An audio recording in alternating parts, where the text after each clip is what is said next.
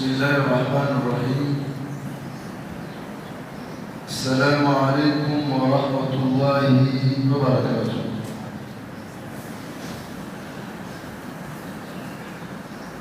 الحمد لله الحمد لله الذي جعل لكل شيء سببا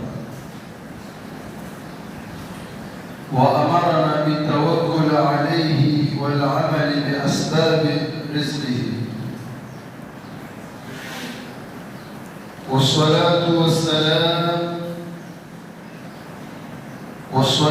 والسلام على نبي محمد الذي حث على الزواج ودعا إليه وأمرنا بالتعفف، صلى الله عليه وعلى آله وأصحابه أجمعين.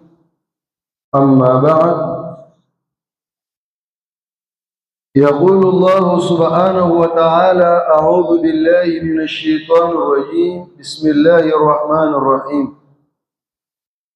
والعصر إن الإنسان لفي خسر إلا الذين آمنوا وعملوا الصالحات وتواصوا بالحق وتواصوا بالصبر، صدق الله العلي العظيم. فيا رب اشرح لي صدري ويسر لي أمري واحلل عقدة من لساني يفقه قولي. Watukufu wa Islamu, kwanza kabisa ni kurejesha shukrani za dhati kwa Mola Subhanahu wa Ta'ala, ambaye kwamba yeye ndiye sababu ya sisi kuweza kufika katika sehemu kama hii, sio kwa lengo lingine isipokuwa ni kutekeleza amri yake. Yeye ndiye sababu ya kuiona siku yetu kama hii. Yeye ndio sababu tukawa tumetoka mwaka 2025 tumeingia katika mwaka wa 2026. Alhamdulillah, ni kumshukuru Mwenyezi Mungu kwa sababu kipindi cha mwaka mzima mpaka umalizike, kuna wengi tumewakosa hapo na kuna mengi yamefanyika, lakini walillahi alhamdu, hatuna budi tuwe ni wenye kumrejesha shukrani kwa Mwenyezi Mungu, kadhalika na kumuomba Mwenyezi Mungu awe ni mwenye kuturidhia kwa kila ambalo kwamba tulifanya, na awe ni mwenye kutuongoza kwa yale ambayo kwamba tunataka kuyafanya. Kumuomba Mwenyezi Mungu atudumishie kudumu na wakati kama huu kwa mnasaba unaohitajika kuhudhuria katika sehemu kama hizi kama anavyotaka Mwenyezi Mungu. Vile vile kuwaombea wale wagonjwa na wenye haja zao, Mwenyezi Mungu awe ni mwenye kuwatimizia na wagonjwa awape shifa, na walokufa Mwenyezi Mungu awarahamu, na sisi ni wafu watarajiwa. Hatujui kwamba tutakufa lini, wapi, saa ngapi. Muhimu ni kumwomba Mwenyezi Mungu atupe husna al-khatima. Mashara al-muslimin, Ijumaa za nyuma tumezungumza kuhusiana na funguo za riziki. Tukaona katika jumla miongoni mwa funguo za riziki mojawapo ilikuwa ni swala, na tukaizungumza swala na ndio ya kwanza katika zile funguo za riziki. Bado tunaendelea kuelezea funguo za riziki, na twalizungumza hili kwa sababu wanadamu wa kileo wameenda kujitweka mzigo wa masala ya riziki, wakiamini kwamba watapata riziki kwa mbio zao. Kile alichopata ni juhudi yake mtu, subhanallah, ambao itakuwa tumemzuilia Mwenyezi Mungu, na pia inaonyesha kwamba hatumwamini na Mwenyezi Mungu. Tunazungumza hili kwa sababu wengi sasa hivi hawana imani kwamba anayeruzuku ni Mwenyezi Mungu. Allah ni Ar-Razzaq, jumla ya majina yake jina moja ni nini? Yeye ni Ar-Razzaq, na Ar-Razzaq imekuja kwa sigha ya mubalagha, sio mwenye kuruzuku, ni mwenye kuruzuku sana.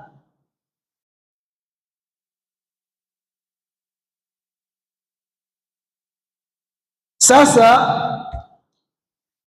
pengine hawa watu hawajui zile funguo, hatujui, au wameghafilika. Manake Mwenyezi Mungu ingawa yeye ndiye mwenye kuruzuku, lakini amejalia likulli shay'in sababa, kila jambo lina sababu. Uwezi wewe unataka upate mtoto na usioe, urongo, uwezi.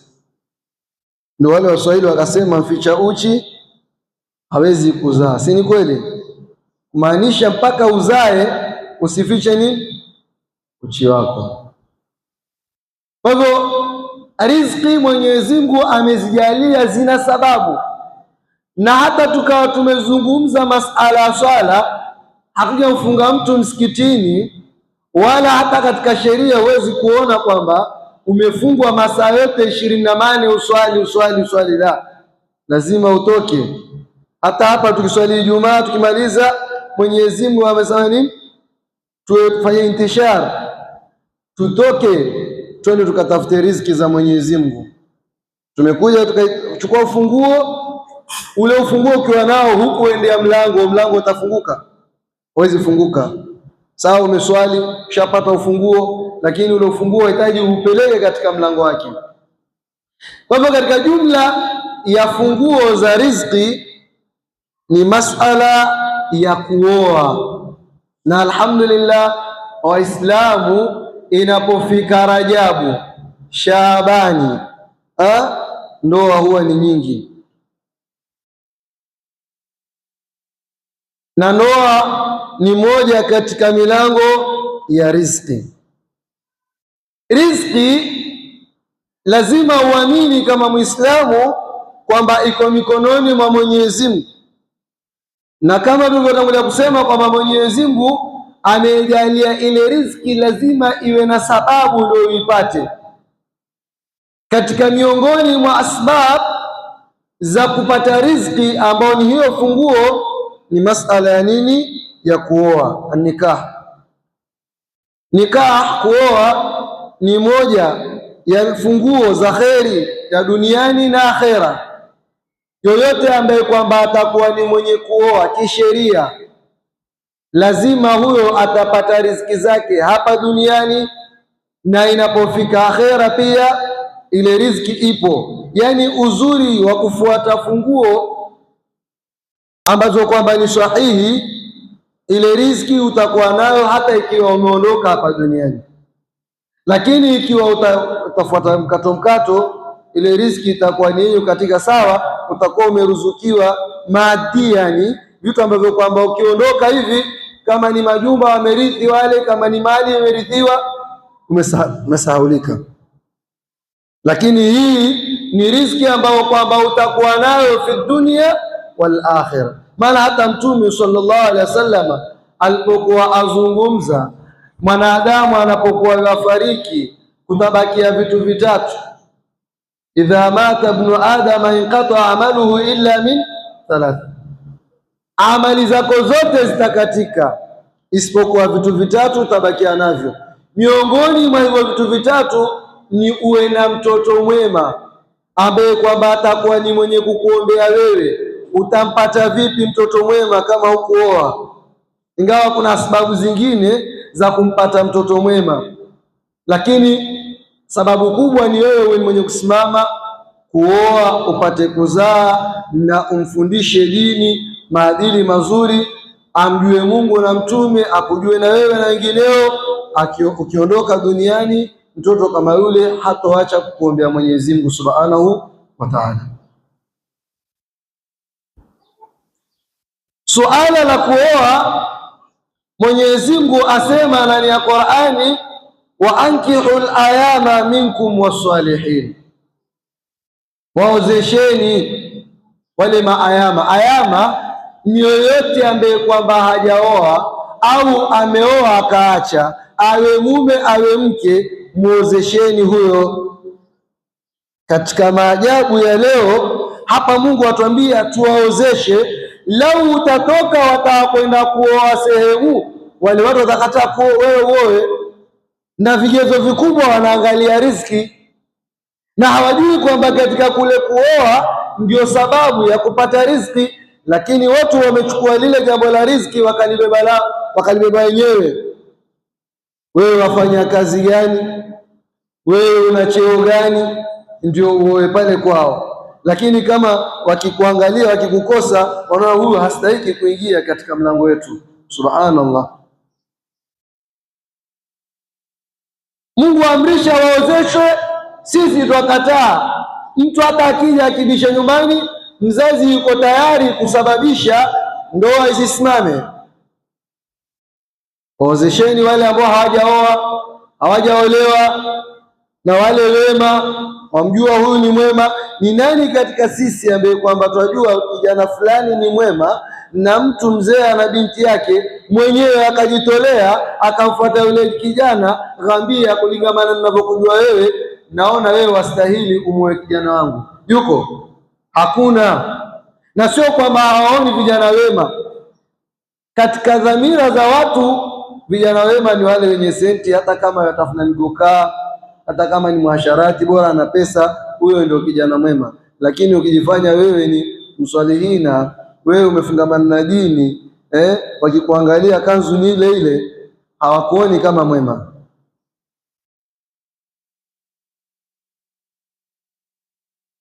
Mwenyezi Mungu katika hii aya asema, wa imaikum in yakunu fuqaraa yughnihumullahu min fadlihi, mkiwa ni maskini, wale ambao kwamba ni maskini, mkiwaozesha Mwenyezi Mungu atawatajirisha kwa fadhila zake. Tayari hii aya inatuonyesha kwamba katika masala ya kuoa nikah ni kwamba ghina itaingia, utajiri. Ghina ni nini? Mtume sallallahu alaihi wasallam anatufundisha utajiri ni nini. Laisa alghina an kathrati alarab, utajiri sio wewe kuwa na mali mengi, walakin alghina ghina an-nafs. Utajiri ni utajiri wa nafsi, una qanaa, na hiyo ndio adham. Yawezekana mtu ana mali chungu mzima, lakini hatosheki, mpaka wale maskini sehemu yao anaenda kwa dhulumu, hajali. Si tunayaona hayo, kwa sababu hawana ghina nafsi. Laiti angekuwa wana ghina nafsi, angetosheka kwa yale walionao. Hii bado anataka tu kwa sababu hana ghina nafsi. Sasa sisi hatuangalii ile ghina ambayo Mtume Muhammad sallallahu alaihi wasallam ameizungumza, twasawirisha ghina nyingine ambayo ni maadia. Almalu zail, mali ambayo kwamba waangalia wewe mara moja Mwenyezi Mungu kuyaondosha. Wangapi walikuwa ni matajiri, leo hii hawatajiki, wameshafilisika. Umeelewa? Kwa hivyo masala ya utajiri wa mali ya kidunia ni kitu ambacho kwamba cha kuazima, lakini hicho ndio wanadamu wanachokiangalia. Hawaangalii ile ghina ya uhakika, kwamba ghina ya uhakika ni mtu kukinai, na qanaa ni hazina ambayo kwamba haifilisiki. Hazina zote hufilisika. Wangapi wamefungua akaunti benki na sasa hivi wamezifunga? Si ni wengi? Kwa hivyo nikah ni moja katika funguo za riziki. Nikaha kwa nini iwe ni moja katika funguo za riziki? Nikaha ni katika moja ya funguo za riziki kwa sababu jambo la wewe kwenda kukutana na mke asili yake ilikuwa ni haramu. Al-aslu fil ibdai at-tahrim, asili katika jambo la tendo la ndoa ni haramu. Mpaka ufanye nini? Uwe ni mwenye kuoa ndio ipatikaniwe ile uhalali. Na tendo la ndoa ni riziki.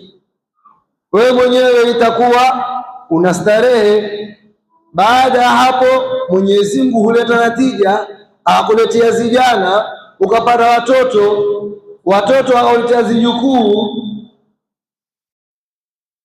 Ulikuwa peke yako, sasa hivi uko na kijana wako au na vijana wako. Ni riziki, wale watoto ni riziki. Na mtoto ukimlea katika maadili ambayo kwamba ni mema, angalia ile riziki. Kuna watoto siku ya Kiyama watawavuta wazazi wao waingie wapi? Peponi. Wataambiwa wao waingie peponi, watakataa. Hatuwezi kuingia peponi mpaka tuingie na nani? Wale watoto ambao kwamba wamekufa ni wadogo. Kama mtoto si riziki, iweje yule mtoto iwe ni sababu ya mzazi, hata kama alikuwa ni muovu, lakini Mwenyezi Mungu Subhanahu wa Ta'ala kwa sababu alimuonja duniani akampokonya watoto wake wawili watatu, wale watoto watakataa kuingia peponi mpaka waingie na wazazi wao, na Mwenyezi Mungu atakubalia waingie na wazazi wao. Ujue kwamba mtoto ni riziki. Lakini huu mtoto umepata kwa njia gani? Leo watoto ambao kwamba wanazaliwa nje ya ndoa ni wengi kuliko wale ambao kwamba wanazaliwa ndani ya ndoa. Leo zinaa ni kubwa zaidi kuliko nikah, na madhara ya kukataa wewe kufanya nikah ina maana umekurubisha nini? Zina.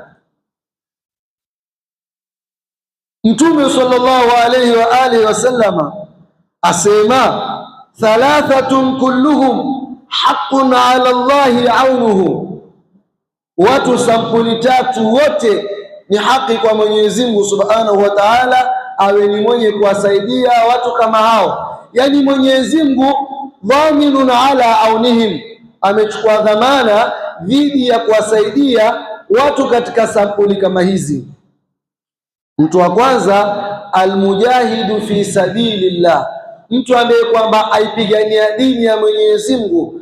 Huyo amechukuliwa dhamana na Mwenyezi Mungu kwamba Mwenyezi Mungu atamsaidia katika mambo ambayo kwamba leo yamekosekaniwa, ni watu kuipigania dini ya Mwenyezi Mungu. Na hili laanza tayari kwenye kule kumtoa mtoto wako ambaye ni riziki kwenda kusimamia, kwenda kusoma dini. Watu hawataki watoto wao wasome dini. Laiti angekuwa anajua faida za mtoto kwenda kusoma dini, anarudi na vitu vingapi nyumbani, kila mtu angekuwa yapambana mtoto wake asome. Lakini leo watu hawasomi dini. Wale wajinga wamekuwa ni wengi, ingawa wataona kwamba ni werevu, lakini wallahi billahi wa tallah, ukisoma elimu nyingine isiyokuwa elimu ya dini, wala hatukataa usome elimu nyingine, lakini ukaiacha elimu ya dini, ujue umma umegharikika katika ujinga. Na ndio maana ulikuwa rafiki yangu anamwambia, zamani ilikuwa watu wakija misikitini kama hivi kuja kusaidia, akija akiona kuna tatizo gani anasimamia bila kufuatwa. Bahati mbaya inkalaba al-umur, leo watu wanawafuata wale ambao kwamba wasaidie dini na hawawezi. Angalia maajabu sasa. Wakati ambao tunazungumza, yule jamaa ananiambia wale watu wa kusaidia dini washaondoka, wamebakia watoto wao. Wale wazazi ambao kwamba walikuwa wakisimamia mambo ya dini, na mtanambia kama nazungumza urongo. Zamani ilikuwa watu walikuwa wakienda wenyewe kusaidia dini, kwa sababu wao wamejitolea jihadi lillahi, mali yao, wajahidu sawa bi amwalikum wa anfusikum. Lakini leo hakuna. Imekuwaje leo madarisi walimu wanalia na zamani ilikuwa hawalii? Maajabu sana. Na watu wote wanajua, haswa katika mji wa Mombasa, wale ambao kwamba wana pesa zao ni Waislamu, wala si wale ambao kwamba si ni kweli. Lakini mbona upande dini leo kumelegea? Wale wema wameondoka, na itaendelea hivyo mpaka ila qiyami saa. Naona na Mtume ametabiri ile, asema idha usida al-amru ila ghairihi fantadhiru saa. Jambo ikiwa limepewa mtu ambaye kwamba si mustahiki wa jambo kama ile, ingojeni kiyama. Wale waliokuwa zimamu ambao Mwenyezi Mungu amewapa ili wapiganie dini ya Mwenyezi Mungu, sio wastahiki. Kwa hivyo lazima tungoje kiyama, na ndio maana watu watapiga kelele dini haisomwi. Maana hawa watu leo bila kuwazoezesha, kuwadanganya, mara leo mwaletea biskuti, mara nini, watoto wasomi. Na zamani watu walisoma hivyo. Leo ni nadhara kupata madarasa ati mtu amekumbuka leo Jumamosi amepeleka biskuti na maziwa. Hajui kuna watu kina sisi tumesoma hivyo hivyo. Tunaona kuna kunde madarasa ndio tuenda hivyo mpaka ndio tukafika hivi. Lakini siku hizi hakuna watu, hakuna, subhanallah. Na leo kama wapo, kuna ubaguzi leo kwenye dini mkubwa sana. Pahala tayari pamenemeka, lakini watu wote wanamiminisha hapo, na kuna sehemu chungu mzima zinaangamia. Watu hawaangalii Uislamu leo, wanaangalia ninayemsaidia ni nani basi. Watu wa zamani walikuwa wanaangalia aliyoko pale ni Muislamu basi, hata kujua ni kabila gani, yotoka wapi. Kwa hivyo mujahid anayepigania dini ya Mwenyezi Mungu yuko katika auni ya Mwenyezi Mungu. Na pia tuweza sema hawa ambao kwamba wanaosomesha dini kuna makosa anayoyafanya, ndio maana hawapati. Manake anayesimamia dini, kusomesha dini, si ni mujahidi huyo? Kwa nini hayo yalalamika? Si amekosa aunullah, amekosa usaidizi wa Mwenyezi Mungu? Kuna makosa gani anayoyafanya?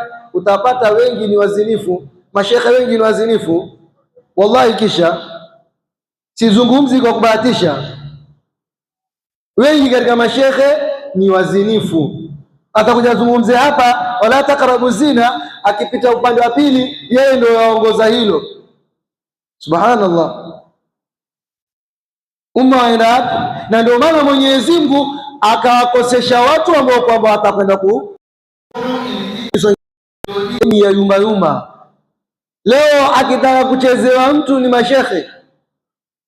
Sasa hivi kama zaidi kuna mtu ambaye kwamba si Muislamu ataka kupigania ubunge huku, wamekusanyika baadhi ya Waislamu wakataka waweke munakasha, musabaka wa Qur'an. Yani wamekosa Muislamu mwenye kusimamia, wakamfuata mtu ambaye kwamba si Muislamu awe ni mwenye kutoa zawadi ili ishindaniwe dini Qur'ani. Au mashekhe, hakuna kitu kinacho njaa ndio imapelekea kule. Lau si njaa haistahiki hii, afadhali isifanywe kuliko isimamiwe na mtu ambaye kwamba si Muislamu. Ni Qur'ani ile. Na watadhalilika kwa sababu wamekubali kufanya nini? Kudhalilika. Mimi niko ndani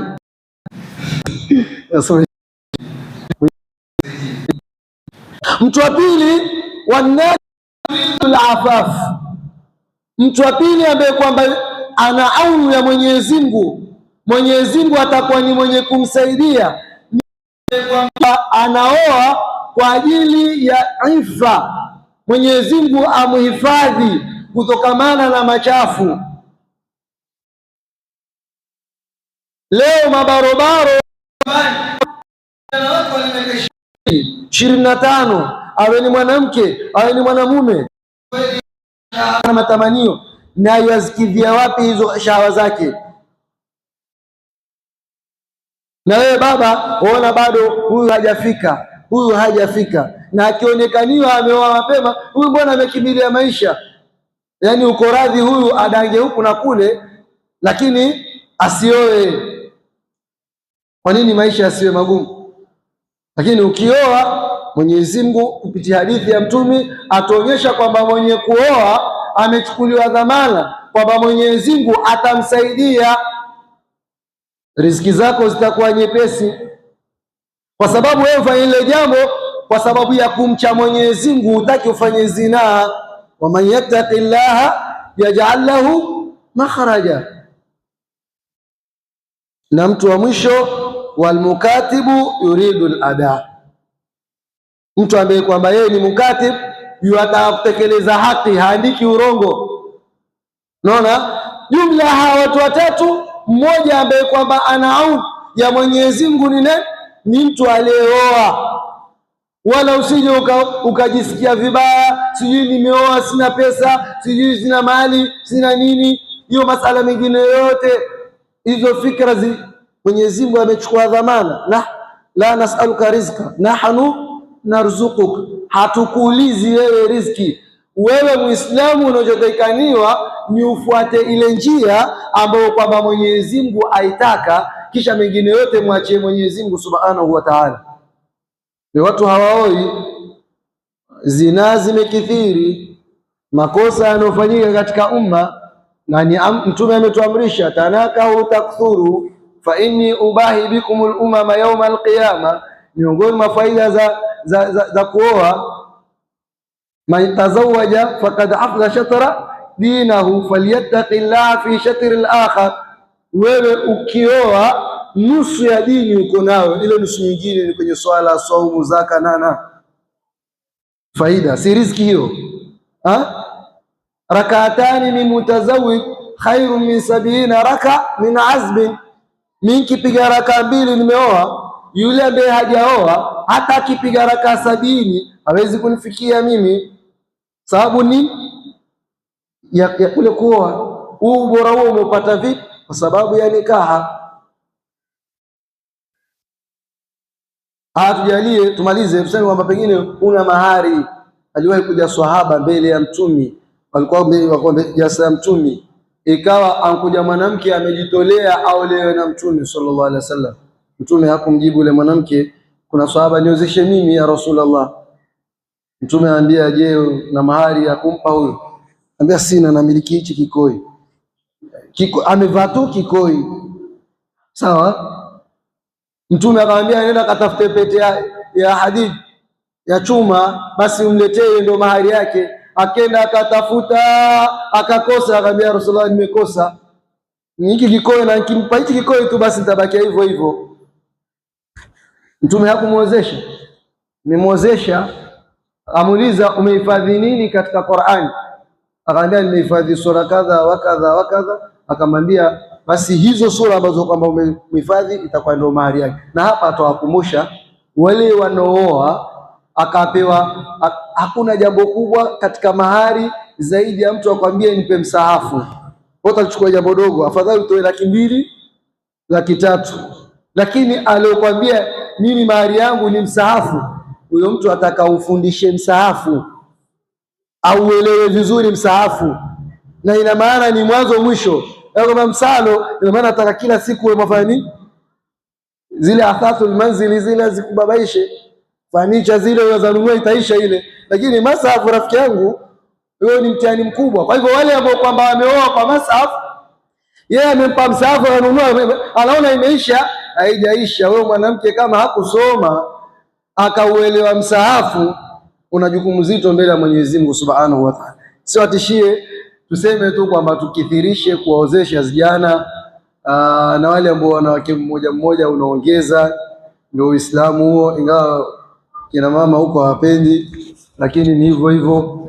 Sawa, kwa sababu riziki zitakuwa ni zenye kuongezeka. Katika miongoni mwa funguo za riziki ni watu waoe. Tumombe Mwenyezi Mungu atujalie min alladhina yastami'una alqawla fattabi'una ahsana. Wassalamu alaykum wa rahmatullahi wa barakatuh.